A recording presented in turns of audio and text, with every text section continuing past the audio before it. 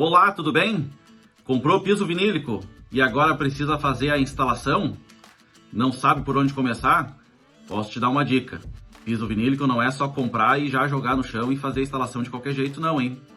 Tem alguns cuidados que precisam ser tomados, alguns requisitos que precisam ser seguidos. Segue aí que eu te explico tudo logo logo.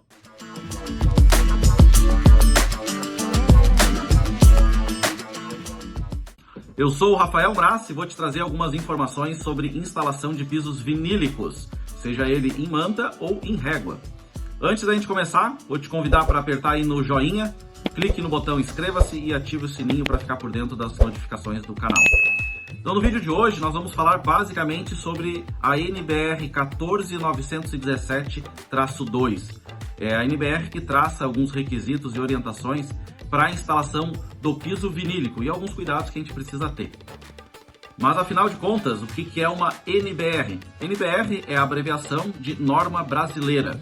E o que é uma norma brasileira? Norma brasileira são conjuntos de outras normas e algumas diretrizes que são apuradas para padronizar os sistemas. Então todo que é tipo de sistema precisa de uma padronização e aí eles vêm através da NBR. E a NBR ela é elaborada através da ABNT, Associação Brasileira de Normas Técnicas. Então, para todos os requisitos de obra e construção, sempre tem uma NBR. Por exemplo, nós estamos falando da NBR 14917-2. E ela segue alguns requisitos e algumas orientações da NBR 15575, que também é uma NBR da construção civil. Mas afinal, para que serve a NBR 14917-2?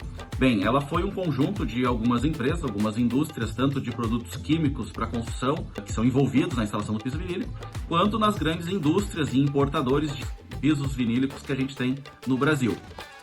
E aí, com isso, criam algumas diretrizes para melhoria dos sistemas, para ter um sistema padronizado de instalação. Então, ter uma metodologia correta, uma metodologia que siga esse sistema, para auxiliar tanto o proprietário da empresa, vamos dizer assim, o importador ou o fabricante do revestimento, e também as revendas. E aí, no conjunto, quem acaba ganhando?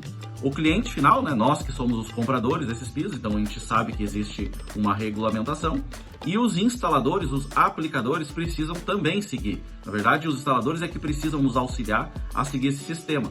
Por quê? A gente vai falar agora adiante aí de alguns métodos antigos que não podem mais ser utilizados, e a NBR traça os requisitos para isso, como processos de barreira de vapor, regularização de piso e até mesmo a colagem desse revestimento.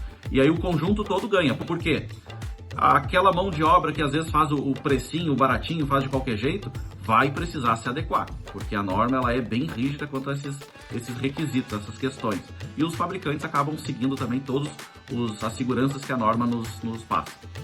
Então essa NBR ela já existe já há algum tempo, ela teve uma alteração em 2017 e teve a sua quarta alteração agora, em final de 2022 início de 2023. Alguns pontos foram inseridos e outros pontos foram melhorados. Então lembre, né, uma norma quando ela é revista e refeita, ela não fica mais branda, ela vem com alguns pontos de maior rigidez, então pedindo maior orientação para o método de instalação.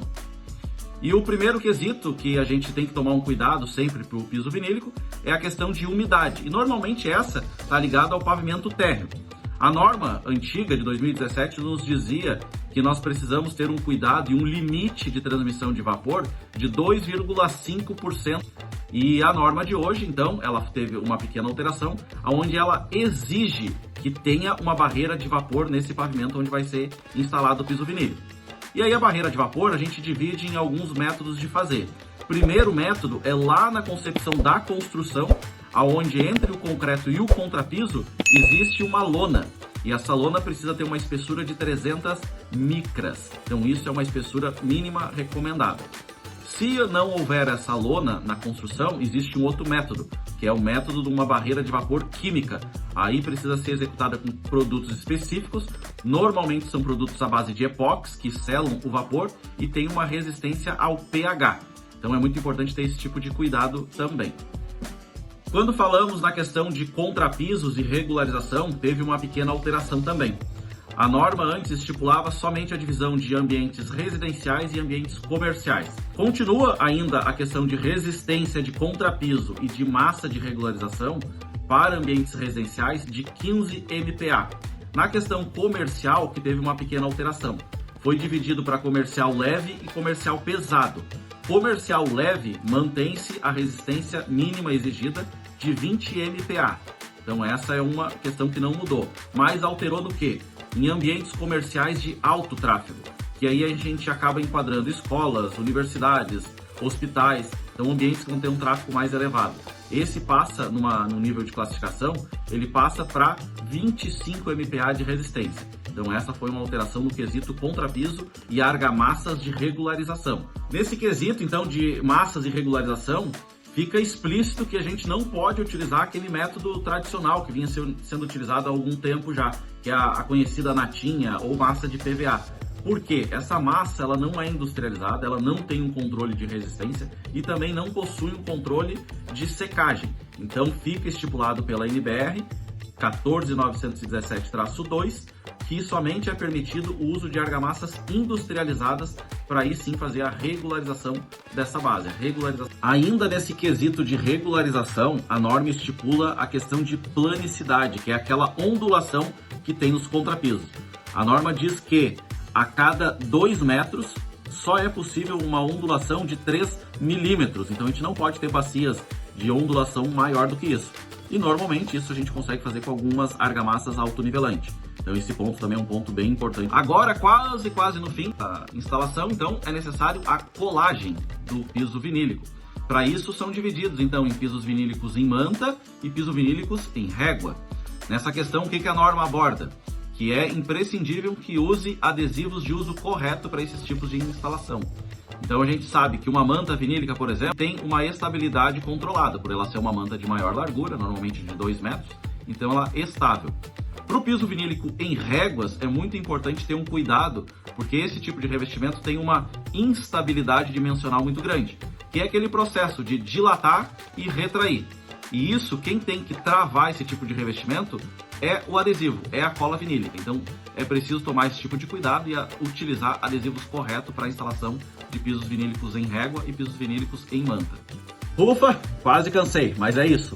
Norma atualizada NBR 14917-2. Então não são situações muito complicadas, só são situações que precisam ter cuidado. Você instalador, você especificador, arquiteto, engenheiro, precisa ter cuidado nisso.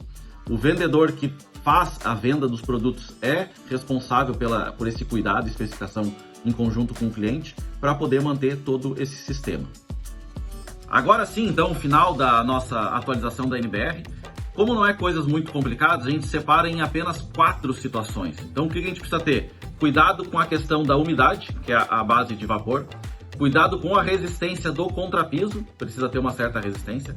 Eu preciso ter cuidado com a regularização, essas argamassas de regularização precisam ter a resistência adequada com a norma e ser argamassas industrializadas. E quarto ponto, o adesivo. A gente precisa utilizar adesivos corretos para esse tipo de instalação. Então, já te atualizou? Tá dentro das normas? Fica por dentro de tudo que a gente está postando aqui e ative o sininho para ser notificado em mais informações.